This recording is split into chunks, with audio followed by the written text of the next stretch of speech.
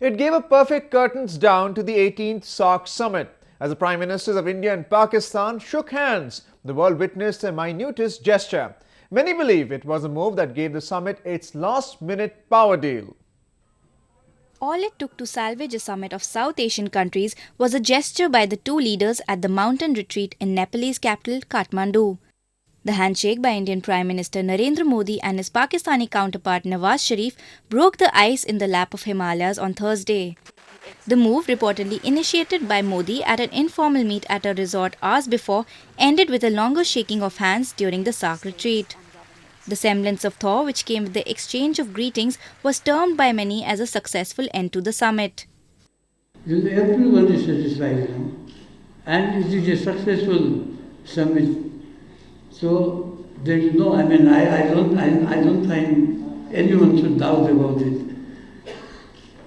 So I hope that you will not doubt about this achievement, The coldness between the two country heads became apparent after Pakistan objected to India's proposal to create better road and rail connectivity between the SAARC countries, thus suspending the meet on Wednesday.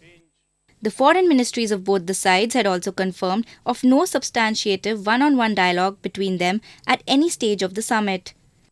It was a follow-up of the Foreign Secretary-level talks debacle in August after Pakistan High Commissioner met Kashmiri separatist leaders, infuriating New Delhi. Lauding Modi's attempt at breaking the silence, analysts said the leaders' respective political positions were reflected in their approach at the summit. Prime Minister Modi of India has come forward like a meteor in South Asian skies, and he likes to do things unilaterally, a forceful unilateralism, whereas he has now to work with sovereignties of other countries. At the same time, you have Pakistan, where Prime Minister Nawaz Sharif is very, very weakened politically. So he cannot take the kind of extra risky steps like Prime Minister Modi can. The two leaders, knowing fully the legacy of the past, they came together. And at least by shaking hands, they have given this message that we want to resolve the existing problems and we want to give a new start to the peace process in this South Asian region.